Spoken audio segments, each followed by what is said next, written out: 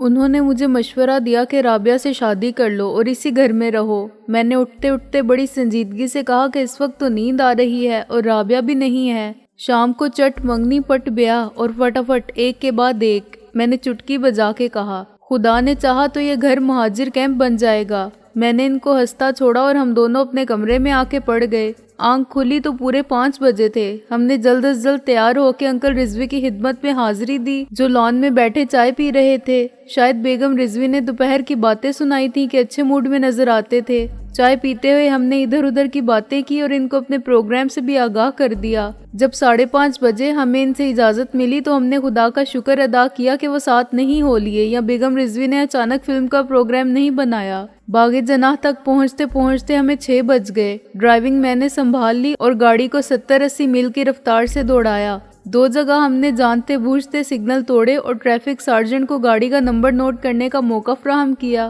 Bank square کے signal پر ایک sergeant نے اپنی بھاری بھرکم موٹر سائیکل پر ہمارے تعاقب کا ارادہ کیا۔ وہ ہمارے پیچھے لگ جاتا تو ہمیں گاڑی چھوڑ کے بھاگنا پڑتا، مگر اس کی موٹر سائیکل سٹارٹ نہیں ہوئی اور ہم چند منٹ میں مال روڈ کے ختم ہوتے ہی ضلع کچہری کے پاس بائیں طرف گھوم گئے۔ 5:30 بجے تھے جب میں نے گاڑی کو پھر اسی کوٹھی کے اندر کھڑا کیا جہاں ہمارے دونوں اسیر موجود تھے۔ میں اتر کے باری باری دونوں کمروں میں گیا۔ ڈی سلوا اسی طرح دستوں پا بستہ دیوار سے ٹیک لگا کے بیٹھا تھا اور برسوں کا بیمار لگتا تھا۔ چند گھنٹوں میں اس کی عمر میں کئی سال کا اضافہ ہو گیا تھا، لیکن وہ زندہ تھا، اس امید پر کہ موت کا وقت ٹل گیا ہے۔ میں نے دروازہ پھر بند کیا اور چودھری دلاور کو اٹھا لایا۔ محسن کار کی ڈکی کھولے کھڑا تھا۔ میں نے چودھری دلاور کو سپیئر ویل جیک اور ویل سپنر کے ساتھ ہی لٹا دیا۔ دلاور کی آنکھیں کھلی ہوئی تھی اور اس کی خاموشی بھی التجا بن گئی تھی۔ بنڈل کی طرح بھوکے پیاسے پڑے رہنے کا اثر اس کی صورت سے عیاں تھا اور شاید سر کی چوٹ کا اثر بھی کافی تھا۔ ہم نے تمہیں بہت مہلت دی تھی سیٹھ دلاور، میں نے ایک پیر پچھلے بمپر کے اوپر رکھ کے کہا، یہ غور کرنے کے لیے کہ طاقت کا غرور کتنا بے معنی ہوتا ہے۔ وہ جو کسی نے کہا ہے نا کہ آدمی بلبلا ہے پانی کا، وہ ان سب کے لیے کہا ہے جن کا ذکر آدمی نامہ میں آیا ہے۔ ظالم اور مظلوم، محمود و ایاز، غریب و امیر، میں اور تم سب پانی کے بلبلے ہیں۔ ابھی تمہیں اندازہ ہوا ہے، بہت جلد تمہیں اس کا یقین بھی آ جائے گا۔ تمہیں معلوم ہے یہ گاڑی ڈی سلوا کی ہے۔ مجھے تمہارے آفس میں آتے ہوئے کسی نے نہیں دیکھا تھا اور دیکھنے والوں کو یقین ہوگا کہ تمہیں ڈی سلوا اپنے ساتھ لے گیا ہے۔ جب تمہاری لاش اسی ڈکی میں سے برآمد ہوگی تو قتل کا الزام کس پر آئے گا؟ میر شرافت علی کا قاتل کوئی اور تھا، مگر حالات نے مجھے ملزم بنا دیا۔ اب وہی حالات ڈی سلوا کو تختہ دار پر لے جائیں گے۔ یہ بڑا عجیب کھیل ہے چودھری دلاور جو آپ اب تک کھیلتے آئے ہیں۔ آپ قانون سے کھیلتے رہے، اب تقدیر آپ کے ساتھ کھیل رہی ہے۔ ڈی سلوا اور تم دونوں مل کر ہر جرم کرتے رہے مگر قانون کی گرفت سے محفوظ رہے کیونکہ تم تدبیر سے کام لیتے تھے اور اپنے خلاف کوئی ثبوت یا شہادت نہیں چھوڑتے تھے۔ اس وقت کبھی تم نے سوچا تھا کہ تدبیر کن بندہ تقدیر کن پھندہ؟ میں نے اس کے منہ میں سے کپڑا نکال دیا۔ تم دوسروں کی کمزوری کا اور قانون کی بے بسی کا مذاق اڑاتے رہے اور ہنستے رہے۔ انگریز کہتے ہیں کہ ہنسنے والوں کو ہنسنے دو، دیکھنا یہ ہے کہ آخری بار کون کس پر ہنستا ہے اور کون کس کو روتا ہے۔ سکندر صاحب، چودھری دلاور نے پڑے پڑے کہا۔ اس کی آواز کا سارا غرور اور اعتماد ختم ہو چکا تھا۔ مجھے مار کے تمہیں کیا ملے گا، یہ تم پوچھ رہے ہو؟ میں نے کہا لگایا، مجھے وہی سب کاروبار ملے گا اپنے چودھری صاحب جس کے مالک آپ بننا چاہتے ہیں۔ محسن نے دوبارہ اس کے منہ میں کپڑا ٹھونس کے ڈکی بند کر دی اور ہم باہر نکل آئے۔ اس علاقے میں غیر آباد مکانوں کی کمی نہ تھی اور رات کے وقت تاریکی دیکھ کر یہ اندازہ کرنا بھی آسان ہو جاتا تھا کہ کون سا مکان لاوارث پڑا ہے۔ 60-70 گز کے فاصلے پر میں نے ایک ایسے گھر کو منتخب کیا جو خالی پلاٹوں کے درمیان اکیلا کھڑا تھا اور بالکل ویران تھا۔ انجن بند کر کے میں نے ہیڈ لائٹس آف کی اور پیدل چل کے دروازے تک پہنچا۔ بار بار کال بیل بجانے کے باوجود دروازہ کھولنے کوئی نہیں آیا تو میں نے محسن کو اشارہ کیا اور وہ ریڈیو ٹرانسمیٹر لے کر گاڑی سے اتر آیا۔ ہم دونوں دیوار پھاند کر اندر پہنچے اور پچھلے حصے کے برآمدے میں بیٹھ گئے۔ محسن نے ایریل کے تار کو ایک درخت کی شاخ سے باندھ کر ریڈیو ٹرانسمیٹر آن کیا۔ ہمیں صرف ایک ایسی جگہ کی ضرورت تھی جو ڈی سلوا کے قید خانے سے زیادہ دور نہ ہو اور جہاں ہمیں کوئی بھی باتیں کرتا نہ دیکھ سکے۔ مسلسل آن رہنے سے ریڈیو ٹرانسمیٹر کے سیل ختم تو نہیں ہوئے ہوں گے؟ میں نے کہا۔ نہیں، اتنی جلدی سیل ختم نہیں ہو سکتے۔ محسن بولا، کچھ کمزور پڑ سکتے ہیں۔ اس سے صرف یہ ہوگا کہ آواز ہلکی ضرور سنائی دے گی اور زیادہ دور تک نہیں جائے گی۔ मैंने ट्रांजिस्टर वाला बटन दबाया और चंद सेकंड तक कोई आवाज सुनने की कोशिश करता रहा, लेकिन डिसिल्वा खामोश बैठा था। असीरी के 5 घंटों में इसने ये हकीकत तस्लीम कर ली थी कि हमारी मर्जी के बगैर इसका यहाँ से जिंदा या मुर्दा निकलना मुश्किल है। 2:30 बजे इसने समझ लिया होगा कि अब बस चंद सेकंड में अलार्म बजने लगेगा जो कूच का नकारा होगा। मालूम नहीं इसने सूली पर लटकने वाले शख्स की तरह जानलेवा अजाब के चंद लम्हे किस तरह काटे होंगे। हर लम्हा अजाब की एक घड़ी बन गया होगा। मगर इस वक्त के गुजर जाने के बाद आहिस्ता आहिस्ता खौफ और बेयकीनी के साथ उम्मीद भी बेदार होने लगी होगी। इसने सोचा होगा कि हम ब्लफ कर रहे थे। हमारा इरादा इसको कत्ल करने का नहीं था, हम सिर्फ इसे दहशतज़दा करना चाहते थे और ये समझाना चाहते थे कि उनका हर नाजायज हरबा हम भी इस्तेमाल कर सकते हैं और ये मुकाबला बराबर का है।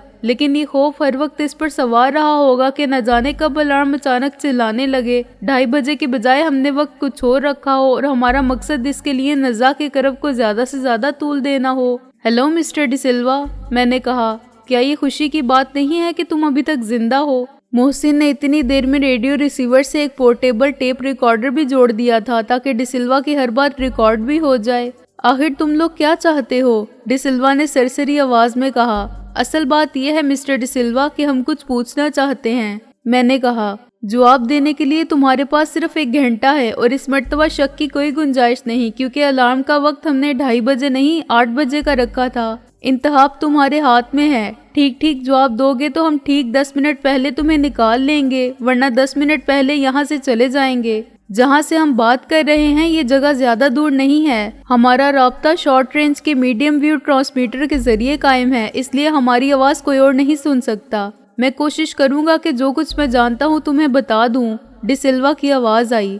मैंने मोहसिन को टेप रिकॉर्डर ऑन करने का इशारा किया और इसके माइक्रोफोन पर रुमाल डाल के कहा, क्या तुम्हें मालूम है कि मीर शराफत अली को किसने कत्ल किया था? इसे किसने कत्ल करवाया था और क्यों? अब मेरी आवाज नशर भी हो रही थी और रिकॉर्ड भी। फर्क सिर्फ ये था कि डिसिल्वा के कानों तक पहुंचने वाली आवाज में कोई फर्क न था, लेकिन माइक्रोफोन पर पड़े हुए रुमाल के बायस रिकॉर्ड होने वाली आवाज बिल्कुल बदल गई थी। मुझे सिर्फ इतना मालूम है कि कत्ल करने वाला उस्ताद पेड्रो था, डिसिल्वा ने कहा। मुझे ये नहीं मालूम कि पेड्रो को हुक्म देने वाला कौन था। चौधरी दिलावर और मीर शराफत अली एक दूसरे के साथी थे और उन्होंने आपस में तय कर लिया था कि पहले वजीरान को और फिर तुम्हें ठिकाने लगा दिया जाए ताकि इनका कारोबार चलता रहे। मीर शराफत अली ने तुम्हारे वालिद को रास्ते से हटाने की स्कीम बनाई थी। मालूम नहीं खुद इसे रास्ते से हटाने की स्कीम बनाने वाला कौन था।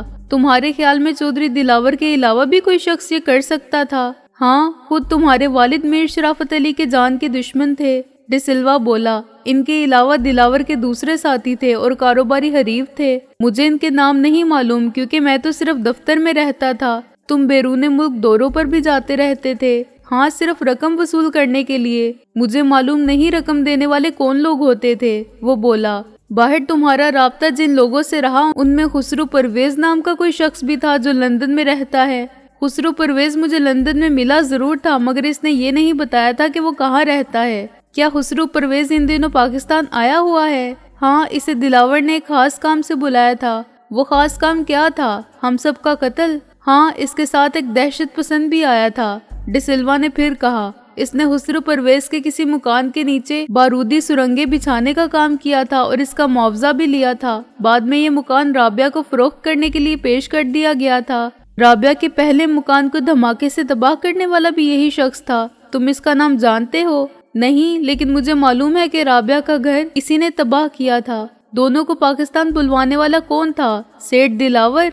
मैं यकीन के साथ कुछ नहीं कह सकता। कस्टम के एक पुराने और ईमानदार ऑफिसर नईम से लंदन में किसने राब्ता कायम किया था? खुसरू परवेज ने, डिसिल्वा बोला। लेकिन वो हाथ नहीं आया, जिसके बाद इसकी बीवी के वालिदैन को कत्ल किया गया, मैंने कहा, क्योंकि वो नईम या इसकी बीवी का पता बताने से कासिर थे और इनके घर को आग लगा के कत्ल के जुर्म पर पर्दा डालने की कोशिश भी की गई। ये कारनामा तुमने सर अंजाम दिया था? नहीं, मुझे इसका इल्म बाद में हुआ। लेकिन तुमने जुर्म करने वालों का साथ तो दिया, मैंने कहा। तुमने एक नहीं 2 लड़कियों को ब्लैकमेल करके इनकी मदद की। तुम्हारे जराइम की फहरिस्त बहुत तवील है डिसिल्वा, और वक्त कम है, इसलिए मैं तुमसे आखिरी 3 सवाल करूंगा और इसके बाद फैसला करूंगा कि तुम्हारे साथ क्या सलूक किया जाए। पहला सवाल यह है कि मेरे वालिद की लाश कहाँ गई? लाश किसी जगह दफना दी गई है, लेकिन मुझे वो जगह नहीं मालूम। मेरा काम सिर्फ लाश हासिल करना था और मुझे इसका मुआवजा 50,000 रुपए दिया गया था। रकम मुझे अपने घर के लेटर बॉक्स में मिली थी और ये काम करवाने वाले ने मुझसे 1 दिन पहले टेलीफोन पर बात की थी।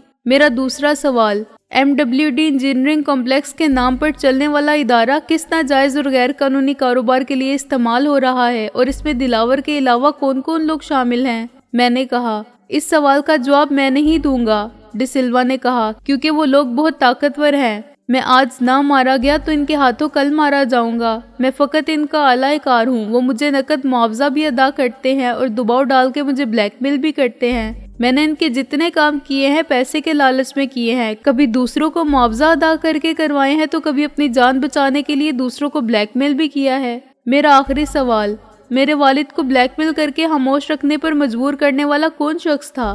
मैंने कहा, और इनकी कौन सी मजबूरी से फायदा उठा के उन्हें लूटता रहा था? मीर शराफत अली। डिसिल्वा ने कहा, इसके इसबाब का इल्म सिर्फ एक शख्स को था जो मीर शराफत अली का मुलाजिम था और मुंशी कहलाता था। मजाक में लोग इसे फुमांचू कहते थे। दुनिया में इसका वारिस कोई नहीं है। मैंने मोहसिन को टेप रिकॉर्डर ऑफ करने का इशारा किया। 30 मिनट की एक साइड तकरीबन खत्म होने वाली थी और 8 बजने में 20 मिनट रह गए थे। मैंने ट्रांसमीटर को भी बंद कर दिया और हम दोनों चीजें उठा के बाहर आ गए। इसमें कोई शक नहीं कि डिसिल्वा मुजरिम है, मैंने कहा, लेकिन इसका जुर्म यही है कि वो लालची है। इसी लालच के बायस इसने गलत काम किए और ब्लैकमेल होके हमारे दुश्मनों का आला कार बना, लेकिन बराह रास्त इसको हमसे कोई दुश्मनी नहीं थी और जो कुछ इसने बताया है उससे हमें कोई ना कोई फायदा जरूर होगा। मोहसिन ने इत्तफाक किया, हाँ ये रिकॉर्डिंग हम आइंदा के लिए कोई इंतजाम कर सकते हैं इसका। मसलन ये कि वो हमारे खिलाफ खुद कुछ ना करे और अगर कोई ऐसी वैसी बात मालूम हो तो पहले बता दे। हम ये टेप बतौर जमानत अपने पास रखेंगे। जब गाड़ी इस घर के पास रुकी जिसके एक कमरे में डिसिल्वा जिंदगी और मौत की कश्मकश में मुब्तला इंतजार कर रहा था कि हमारा फैसला क्या होगा, तो 7:45 बजे थे। जितनी देर में डिसिल्वा को अंदर से उठा के गाड़ी में डाला उतनी देर में दिलावर को मैंने अंदर पहुंचा दिया। फिर पहले की तरह मोहसिन ने मेरे कंधे पर चढ़ के अंधेरे में ही रोशनदान में रखी हुई घड़ी को पूरी एहतियात से उठाया और अलार्म की चाबी पर बंधी हुई तार अलग कर दी। जब वो नीचे उतरा तो मैंने इत्मीनान का सांस लिया, क्योंकि 8 बजने में सिर्फ 5 मिनट बाकी रह गए थे और पुरानी घड़ी से पाबंदी वक्त के आला तरीन मेयार की तवक्को रखना गलत था। अलार्म 5 मिनट पहले भी बज सकता था। हो सकता था कि अंधेरे में घड़ी मोहसिन के हाथ से छूट जाए और एक झटके से नीचे आती या किसी भी वजह से मेरा और मोहसिन का तवाज़ुन बिगड़ जाता।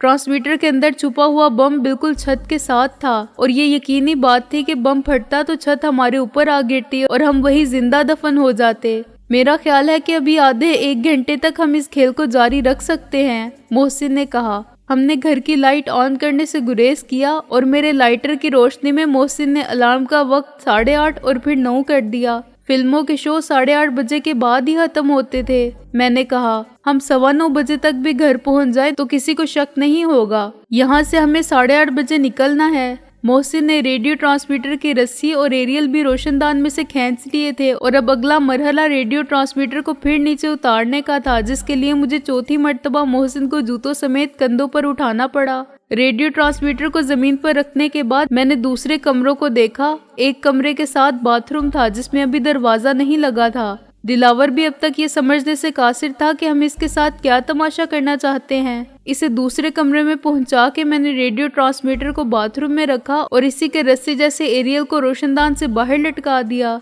दिलावर के हाथ पैर इसी तरह रबड़ से बंधे हुए थे। जब मैंने इसके मुंह से कपड़ा निकाला तो इसने एक गहरी सांस ली। तुमने इतनी देर से मुझे जकड़ रखा है, मेरे हाथ पांव हमेशा के लिए मफलूज भी हो सकते हैं, वो इल्तिजा करते हुए बोला। फिर क्या हुआ? क्या तुमने दुनिया में मफलूज इंसानों को जिंदगी गुजारते हुए नहीं देखा? मैंने बेरुखी से कहा। सड़कों और फुटपाथ पर हर जगह मफलूज और अपाहज पड़े भीख मांगते रहते हैं, मोहसिन ने कहा। लेकिन मैं इस जिंदगी पर मौत को तरजीह दूंगा, दिलावर ने मजबूत लहजे में कहा। वो हर लिहाज से डिसिल्वा के मुकाबले में ज्यादा मजबूत असाब का मालिक था। ऑल राइट, तुम्हारी ये मर्जी है तो यही सही, मैंने कहा। लेकिन हम खुद अपने हाथों से तुम्हें कत्ल नहीं कर सकते। डिसिल्वा तुम्हारा मातहत है और तुम्हारा हुक्म भी मानता है। हम इसे भेज देते हैं कि तुम्हारी आखिरी ख्वाहिश पूरी कर दे।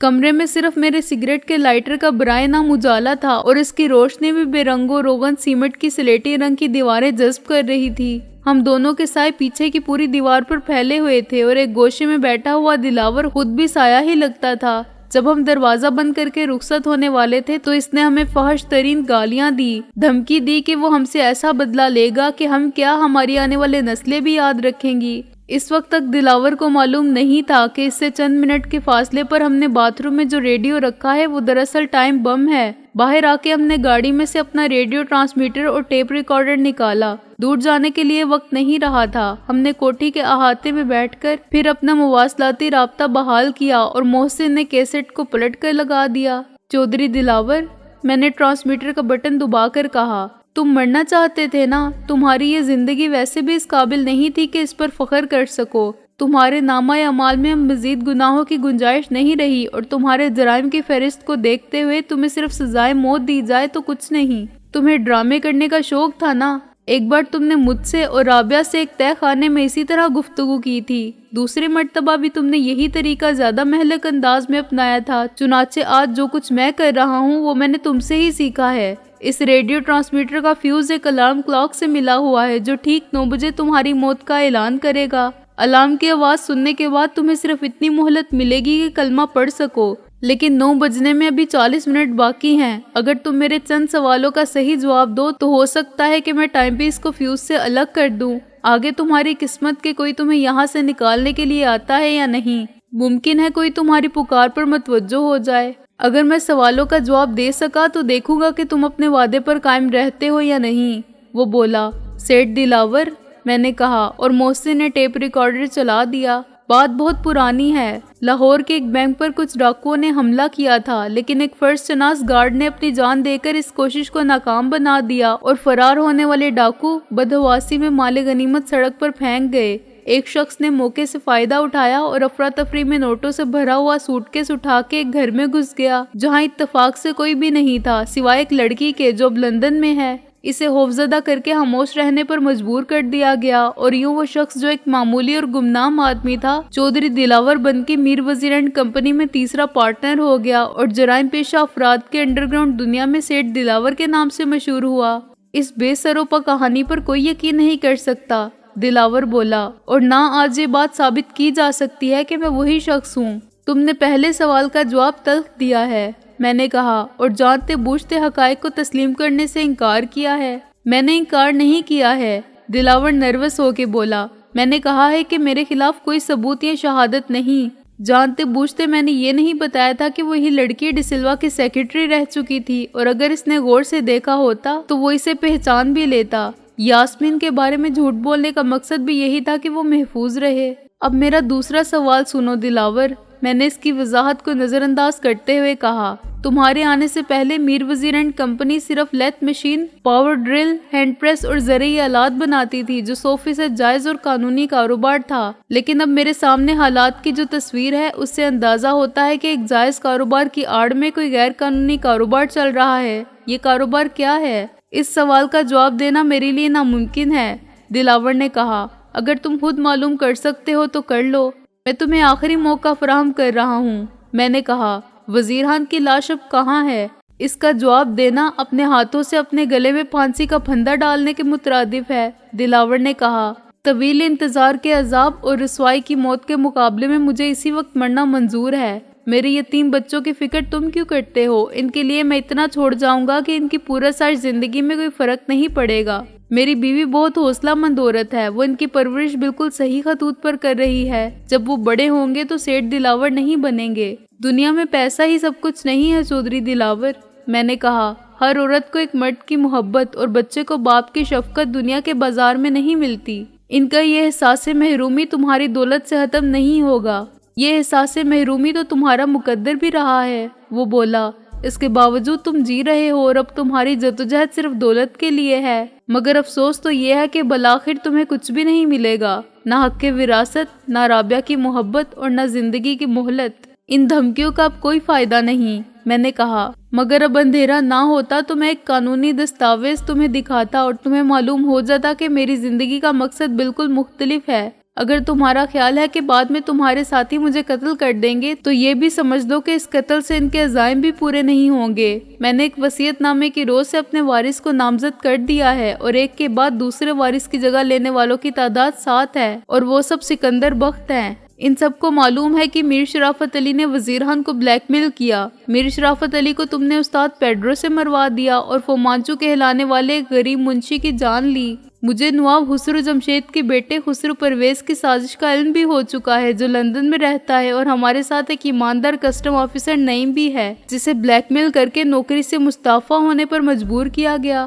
تمہیں یہ سب باتیں کس نمک حرام نے بتائی ہیں؟ دلاور نے شکست ہوردہ لہجے میں کہا۔ یہ معلوم کر کے کیا ہوگا؟ میں نے کہا، یہ دیکھو کہ کتنے کم وقت میں گردش حالات تمہیں کہاں سے کہاں لے آئی ہے۔ تمہارا کوئی رازدار نہیں رہا ہے اور اب مقابلہ برابر کا ہے۔ اس وقت کا تصور کرو جب تم جیسے شکاری مجھے گھیر کے پاکستان لے آئے تھے تاکہ مجھے چوہے دان میں پھنس جانے والے چوہے کی طرح مار سکے۔ تم نے مجھے خریدنا بھی چاہا تاکہ میں کچھ جانے بغیر تم سے ڈر کر میدان چھوڑ جاؤں۔ آج تم چوہے کی طرح پکڑے گئے ہو۔ تمہارے بعد دوسروں کو بھی بہت جلد اندازہ ہو جائے گا کہ میں بھی ان سے کم شکاری نہیں ہوں۔ ہم اس مسئلے پر نئے سرے سے برابری کی بنیاد پر بات کر سکتے ہیں۔ دلاور نے کہا، میں اور تم کبھی برابر نہیں ہو سکتے۔ میں نے کہا، بالکل اسی طرح جیسے قاتل اور مقتول برابر نہیں ہو سکتے، قانون کی نظر میں نہ دنیا کی نظر میں۔ ویسے بھی بات کرنے کا وقت گزر چکا ہے۔ جو کچھ تمہیں کرنا تھا تم کر چکے ہو، اب فیصلہ میرے ہاتھ میں ہے۔ اگر تم میرے سوالات کا جواب دے دیتے تو شاید میں آج تمہاری جان بخش دیتا، لیکن اب میں جا رہا ہوں۔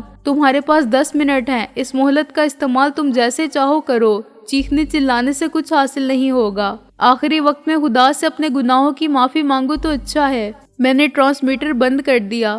کیسٹ بھی ختم ہو چکا تھا۔ ہم نے بڑی عجلت میں اپنا سامان اٹھایا اور باہر نکل آئے۔ وقت بہت کم رہ گیا تھا۔ میں نے ڈسلوا کو کار کی ڈکی سے نکالا اور محسن نے جلدی جلدی ایک کپڑے سے ڈسلوا کی گاڑی کے ان تمام حصوں کو صاف کر دیا جہاں ہماری انگلیوں کے نشانات ملنے کے امکانات ہو سکتے تھے۔ پھر محسن نے اپنا سامان بغل میں دبایا اور روانہ ہو گیا۔ میں نے بے ہوش ڈسلوا کو ڈکی میں سے نکال کر کندھے پر ڈالا اور محسن کے پیچھے چل پڑا۔ اس علاقے میں ٹیکسی ملنا دشوار تھا۔ کچھ دور چلنے کے بعد میں نے پیچھے سے آنے والی کسی گاڑی کی ہیڈ لائٹس دیکھی اور سڑک کے درمیان میں آ کے زور زور سے ہاتھ ہلانے لگا۔ یہ ایک چھوٹا سا ٹرک تھا۔ کیا بات ہے؟ ٹرک ڈرائیور نے مجبوراً رک کے مشکوک لہجے میں پوچھا۔ یہ ہمارا پڑوسی ہے، میں نے عاجزی سے کہا۔ دل کا دورہ پڑ گیا ہے۔ بڑی مہربانی ہوگی اگر ہمیں آبادی تک لے چلو جہاں ٹیکسی مل جائے۔ ڈرائیور کی صورت کا تاثر فوراً بدل گیا اور اس نے ہمیں پیچھے بیٹھنے کا اشارہ کیا۔ میں نے اور محسن نے ڈسلوا کو ٹرک میں ڈالا اور اس کے ساتھ ہی بیٹھ گئے۔ ٹرک اتنا پرانا تھا کہ اس کا پورا ڈھانچہ چلتے ہوئے فریاد کرتا تھا اور انجن جھٹکے لیتا تھا، مگر اس وقت ٹرک کا پرانا ہونا ہمارے لیے مفید ثابت ہوا۔ ڈسلوا کو اچانک ہوش آ گیا تھا۔ میں نے ایک غلطی یہ کی تھی کہ اس کے منہ سے کپڑا نکال دیا تھا۔ وہ ایک بار کراہا اور دوسری بار چلایا، لیکن اس کی آواز ٹرک ڈرائیور نے نہیں سنی۔ میں نے فوراً اس کی کنپٹی پر کان کے نیچے ہلکا سا ہاتھ مارا اور اس کی آواز بند ہو گئی۔ ٹرک ضلع کچہری کے پاس رک گیا جہاں ایک ٹیکسی کھڑی تھی۔ ہم نے ٹرک ڈرائیور کا شکریہ ادا کر کے ڈسلوا کو اتار لیا۔ ٹیکسی والا پہلے تو گلوب سنیما جانے کے لیے تیار ہی نہ تھا، مگر ہم نے کہا، بھائی خدا کا خوف کرو، ایک بیمار کو گھر پہنچانا ہے، تم زیادہ پیسے لے لو، تو ٹیکسی والا شرمندہ ہو گیا۔ اس وقت 9:10 ہو چکے تھے۔ سڑک خالی ہونے کا فائدہ یہ ہوا کہ ٹیکسی ڈرائیور نے 20 منٹ میں گلوب سنیما کے پاس ڈسلوا کے گھر کے دروازے پر اتار دیا اور اصل کرائے سے 10 روپے زیادہ لے کر رخصت ہو گیا۔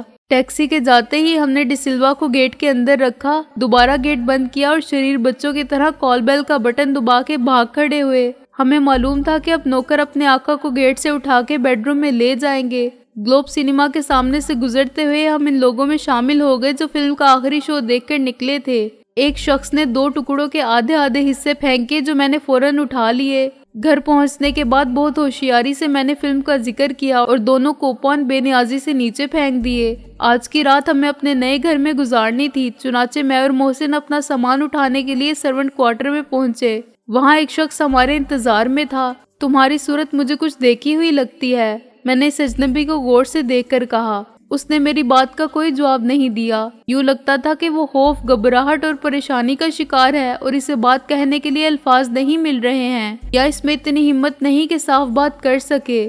وہ 40-45 سال کا صحت مند آدمی تھا، لیکن حلیے سے غریب نظر آتا تھا۔ اس مختصر سے وقفے میں اپنی یادداشت کی مدد سے میں اس کی صورت سے آشنائی کے اسباب تلاش کر رہا تھا۔ میرے ساتھ محسن بھی اسے غور سے دیکھ رہا تھا۔ آپ نے مجھے پہچانا نہیں؟ وہ بیٹھی ہوئی آواز میں بولا۔ پھر اس نے کھنکار کر گلا صاف کیا۔ ایک بار آپ سے پہلے بھی ملاقات ہو چکی ہے، آپ نے مجھے مارا تھا۔ ضرور مارا ہوگا۔ مجھے تعارف کے اس انداز پر بے اختیار ہنسی آئی۔ اب یہ بھی بتا دو کہ ہم نے تمہیں کیوں مارا تھا اور کہاں مارا تھا اور کب مارا تھا؟ دراصل ہم اتنے لوگوں کی پٹائی کر چکے ہیں، محسن نے ہنستے ہنستے کہا، اور اتنی بار پیٹ چکے ہیں کہ کچھ یاد نہیں رہتا۔ چنانچہ سب سے پہلے تو تم اپنا نام بتاؤ۔ اس مظلوم صورت شخص کی پریشانی اور بدحواسی میں اضافہ ہو گیا۔ نام تو جناب عبداللہ تھا، لیکن سب عبدل کہتے ہیں۔ اس نے خفزدہ لہجے میں کہنا شروع کیا، آپ نے مجھے میر شرافت علی کے گھر میں مارا تھا کیونکہ میں نے اس کی جان بچانے کے لیے کوشش کی تھی۔ میں اس کا شوفر تھا۔ میری ساری خوش مزاجی کافور ہو گئی اور میں پلک جھپکائے بغیر اس شخص کو دیکھتا رہا جس نے میر شرافت علی کے دوسرے ملازم شیدے کے ساتھ مل کر میرے خلاف گواہی دی تھی اور پولیس کے سامنے مجھے قاتل کی حیثیت سے شناخت کیا تھا۔ اس کی گواہی پر ہی پولیس نے مجھے عین اس وقت گرفتار کر لیا تھا جب میں لاہور سے پنڈی جانے والی ریل کار میں بیٹھ چکا تھا اور ریل کار روانہ ہونے ہی والی تھی۔ اب یہاں کیا لینے آئے ہو؟ میں نے سنجیدہ ہو کر سخت لہجے میں کہا۔ اس روز تم شوفر کی وردی میں تھے، اسی لیے آج میں تمہیں فوراً نہ پہچان سکا۔ کیا کوئی کسر باقی رہ گئی تھی جو؟ مجھ پر خفا نہ ہو جناب، وہ خوفزدہ ہو کے بولا۔ میری آپ سے کوئی دشمنی نہیں تھی، اس سے زیادہ دشمنی تم کیا کر سکتے تھے؟ میں نے برا فروختہ ہو کے کہا۔ تم نے مجھ پر قتل کا جھوٹا الزام عائد کر دیا۔ نہیں جناب، میں نے یہ نہیں کہا تھا کہ قتل آپ نے کیا ہے۔ آپ میرا بیان دیکھ کر تصدیق کر سکتے ہیں۔ جو کچھ میں نے کہا تھا وہی تھا جو میں نے دیکھا تھا۔ میں نے آپ کو شرافت علی کے ڈرائنگ روم کا سامان تباہ کرتے دیکھا تھا۔ یہ دیکھا تھا کہ آپ شرافت علی کو مار رہے ہیں اور میں شور سن کر وہاں پہنچا تھا تو آپ نے مجھے بھی لمبا لٹا دیا تھا۔ اس سے زیادہ میں نے کچھ نہیں کہا تھا اور یہ سب سچ ہے۔ میں شرافت علی کا ملازم تھا، اس کا نمک کھاتا تھا، پھر یہ کیسے ہو سکتا تھا کہ میں اس کی مدد نہ کرتا یا جانتے بوجھتے سچ نہ بولتا؟ قسم ہے پاک پروردگار کی، میں نے یہ نہیں کہا تھا کہ آپ نے قتل بھی کیا ہے یا میں نے آپ کو قتل کرتے ہوئے دیکھا ہے۔ یہ بات شیدے نے ضرور کہی تھی لیکن میں نے نہیں۔ میرے بیان کا ایک ایک لفظ پولیس کے ریکارڈ پر ہے، آپ چاہیں تو تصدیق بھی کر سکتے ہیں۔ وہ خاموش ہو گیا۔ میں اور محسن بھی خاموش بیٹھے اس شخص کی صورت دیکھتے رہے۔ وہ صورت سے اتنا مسکین اور لہجے سے اتنا شرمندہ نظر آتا تھا کہ اس پر غصہ اتارنا بے سود تھا۔ اس کی بات کو غلط یا جھوٹ قرار دینا بھی مشکل نظر آتا تھا، لیکن سوچے سمجھے بغیر اس پر اعتبار کر لینا بھی مشکل تھا۔ اس کا آنا دشمن کی نئی چال بھی ہو سکتی تھی۔ ہمیں طائرے بے بالوں پر سمجھنے والے شکاری جان چکے تھے کہ ان کی طاقت ہمیں تسخیر نہیں کر سکتی، ان کی دولت ہمیں خرید نہیں سکتی اور موت کا خوف ہمارے جارحانہ عزائم کی راہ میں حائل نہیں ہو سکتا۔ وہ تمام اخلاقی اور غیر اخلاقی، جائز اور ناجائز حربے آزما چکے تھے، لیکن اب تک انہیں کوئی نمایاں کامیابی حاصل نہیں ہوئی تھی اور ہمارے بارے میں ان کے ابتدائی اندازے بالکل غلط ہو چکے تھے۔ اب یہ جنگ پورے عروج پر تھی۔ نقصان ہمارا ہوا تھا تو دشمن کا اس سے زیادہ ہوا تھا۔ مشکلات اگر ہمارے لیے پیدا ہوئی تھی تو ہماری پیدا کردہ مشکلات نے دشمنوں کو بھی پریشان کر دیا تھا اور ہمیں آسان شکار سمجھنے والے یہ تسلیم کرنے پر مجبور ہو گئے تھے کہ ہم بھی ان کی ٹکر کے شکاری ہیں، بلکہ ان سے بہتر شکاری ہیں۔ ہمارے وسائل بہت محدود تھے اور ان کے پاس سب کچھ تھا، چنانچہ ہمارے ذہن میں شکوک کا جنم لینا ایک قدرتی بات تھی۔ کیا دشمن اب صلح کے بہانے یا اپنی کمزوری کا اعتراف کر کے عیاری اور مکاری سے ہماری پیٹھ میں خنجر کھوپنا چاہتا ہے؟ میں نے سوچا۔ میاں عبدل، بالآخر میں نے اس سکوت کو ختم کیا۔ اگر میں تمہاری بات مان لوں تب بھی میرے سوال کا جواب باقی رہتا ہے کہ تم میرے پاس کیوں آئے ہو؟ وہ بات یہ ہے جی، عبدل نے خشک لبوں پر زبان پھیر کر کہنا شروع کیا، کہ میری ماں نے آپ کو بلایا ہے۔ میں نے اور محسن نے چونک کر ایک دوسرے کی طرف دیکھا۔ محسن کے چونکنے سے مجھے بھی یقین آیا کہ میرے کانوں نے غلط نہیں سنا۔ تمہاری ماں نے؟ میں نے حیرانی سے کہا۔ تمہاری ماں کا مجھ سے کیا تعلق؟ وہ مجھے جانتی ہے؟ مجھے نہیں معلوم جناب، عبدل نے کہا۔ وہ مجھے کچھ نہیں بتاتی۔ کیا تم نے اسے کچھ بتایا تھا؟ میں نے کہا۔ میرے بارے میں یا میر شرافت علی کے قتل کے بارے میں؟ کیا وہ اس کیس میں تمہارے اور میرے کردار کے بارے میں کچھ جانتی ہے؟ میں بڑی مشکل میں ہوں جناب، عبدل بولا۔ ادھر آپ میری بات پر یقین کرنے کے لیے تیار نہیں، ادھر میری ماں مجھے کچھ بتانے کو تیار نہیں۔ اس کی حالت ایسی ہے کہ میں انکار نہیں کر سکتا تھا، مجھے مجبوراً آنا پڑا۔ حالات سے تمہاری کیا مراد ہے؟ میں نے نرمی سے کہا، کیونکہ وہ اب رو پڑنے کے قریب تھا۔ وہ بہت بوڑھی ہے جناب، عبدل نے کہا۔ اتنی بوڑھی کہ اسے اپنی عمر بھی یاد نہیں، لیکن اسے اور بہت کچھ یاد ہے۔ آج سے 50-60 سال پہلے کی باتیں بھی وہ بھولی نہیں ہے۔ میرا خیال ہے وہ 70-80 برس کی تو ضرور ہوگی۔ یوں سمجھ دے کہ اس نے میر شرافت علی کو اپنی گود میں کھلایا تھا۔ اب اسے دکھائی نہیں دیتا، وہ بہت اونچا سنتی ہے اور سہارے کے بغیر بستر سے اٹھ کے ایک قدم نہیں چل سکتی۔ मैंने इसको मीर शराफत अली के कत्ल के बारे में कुछ नहीं बताया है, लेकिन इसने शीदे से पूछा कि शराफत क्यों नहीं आता, तो शीदे ने बता दिया। जब तक मीर शराफत अली जिंदा था वो दिन में एक बार इसके कमरे में खैरियत मालूम करने जरूर जाता था। 3 दिन बाद इसने शीदे से पूछा कि शराफत कहाँ है,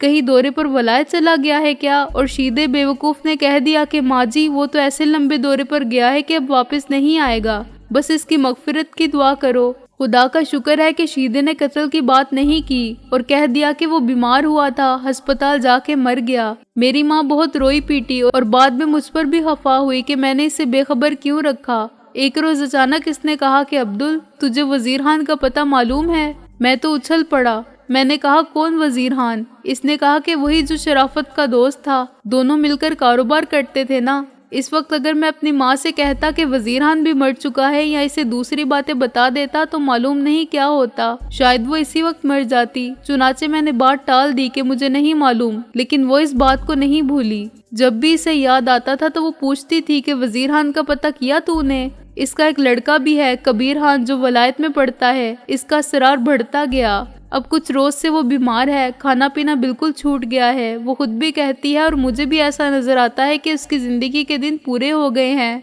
कल इसने कहा कि अब्दुल तू मुझे अंधी, बूढ़ी और माजूर औरत को अपनी माँ को धोखा दे रहा है। वजीर खान ऐसा आदमी तो नहीं कि जिसका पता ना मिले। मैं तुझे मरते वक्त दूध माफ नहीं करूंगी अब्दुल। मुझ पर वजीर खान का एक कर्ज है। तू चाहता है वो कर्ज मैं अपने साथ कब्र में ले जाऊं और कयामत के रोज वजीर खान को मुंह ना दिखा सकूं। इसके बाद मैं क्या करता? अगर मैं आपके पास ना आता तो पागल हो जाता। आप मेरे साथ चलें और जैसे चाहें इसे समझा दें और इसकी सुन लें।